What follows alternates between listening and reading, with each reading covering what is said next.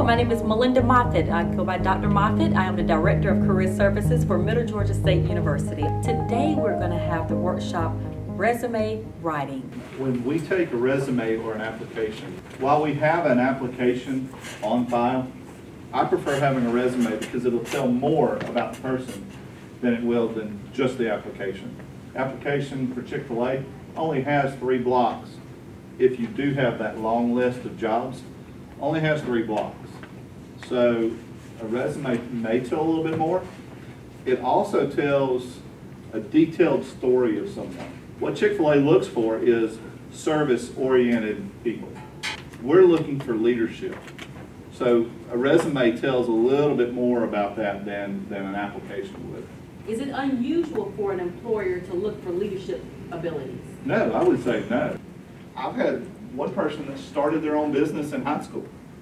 Now, they didn't have the business as they were applying for us, but it shows initiative. And that's what I believe employers are looking for today. So if you have hesitated to be involved on campus because you felt like I don't have time, you're missing out on how valuable this could be to your future. If you don't have those on your resume reflected in some type of way, think about it and see what you can do to move forward to improve your resume. What would you do with a resume when you see the nickname on top? I would probably, we can't throw them away, but I'd probably put it in the file that I never even look at again. I'm looking for someone who is not all about them. Even when I was in property management, I was more about the people than I was about myself. So I'm looking as an employer, whether it be Chick-fil-A or anybody else, I'm looking for someone who does not want to bring attention to themselves. What about the email address, Jay? I've seen email addresses. Well, my favorite is something first name, something last name, 6969. I think that's supposed to be something else implied. I don't know. But just a little bit. It's a little feisty in there. You want to make sure your email, and you may have to create a new one, is a professional looking email. Here's another big one, the objective statement. How many of you have an objective statement? Only a few, okay. An objective statement needs to be on the resume because they want to know what you're thinking and where you're going with this application or this resume. There is no cookie cutter resume.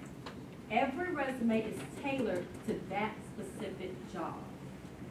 I'm a food safety instructor. I'm a trainer. I'm an operations leader.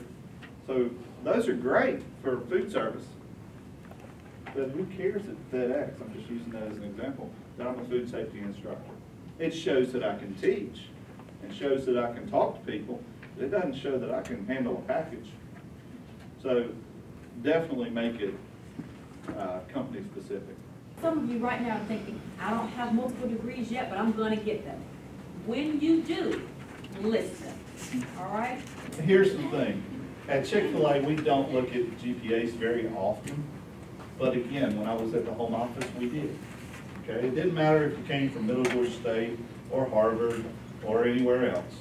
But they did look at the GPA because what the GPA means to most people is how you care about yourself and how you care about what you're doing. Sometimes students that don't have as much work experience will feel as though they can list their courses to give a little credibility to the things they're learning in the classroom. Like, hey, in all honesty, I haven't done this yet in life, but I've learned it in the classroom. Is there an advantage to listing classes if you don't have the work experience yet? I would definitely say yes. Especially since, you know, Excel, PowerPoint, and all that were great when we were going through, but now that you have iPads, how many have seen us outside in the drive-thru taking orders with iPads? Chick-fil-A, I would say at both of our Chick-fil-A's, we have probably about 8 iPads in each store. We cook off of iPads, meaning they tell us how much to do, how much to cook. And then we also communicate through text.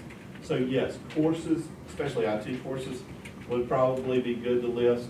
You may not have the leadership that you want to have right now, but courses in leadership, courses in management, We just hired a gentleman from Mercer University who is a marketing major, hasn't gone through everything yet. I think marketing business, right? Okay. Business marketing, hasn't gone through everything yet, but we're putting him in there and teaching him what he may not know yet.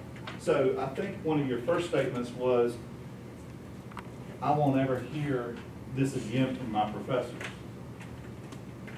You're going to hear it again, I promise you. You will hear it again. It may be about Othello, it may be about an algebra problem, but you're going to hear it again. If not at work, in everyday life. So what we're trying to do at Chick-fil-A and Geico and other places is, we're not only trying to teach you so you can learn at those places, we're also continuing what Middle Georgia State has done, what everybody else has done, whatever high school you've done. We're preparing you for life as well. So it does mean a lot. There's a lot of stuff that I can put on my resume, but you have to condense it, just like Dr. Moffett's doing here. But coursework, if you don't have the experience, is beneficial. Let's talk about work experience. In this section, refrain from using I statements. I worked at CBS and I enjoyed it, and there I see a lot, check people out. I see those kind of things all the time on the resume.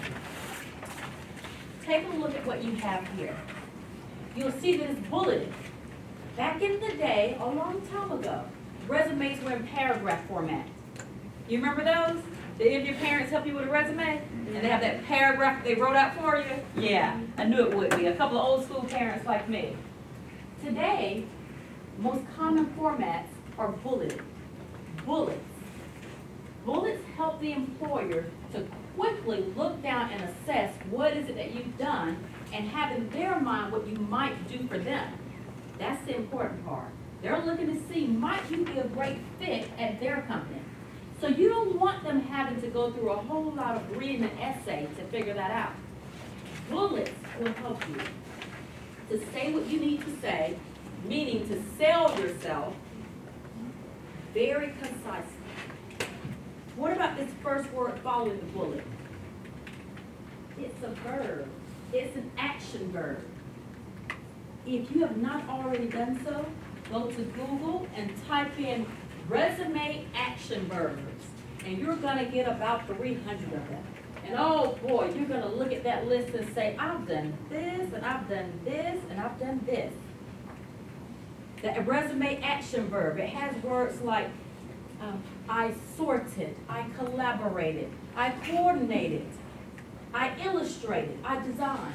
These are words that we typically don't use in our everyday language to describe ourselves, right? We don't typically go around introducing ourselves that way.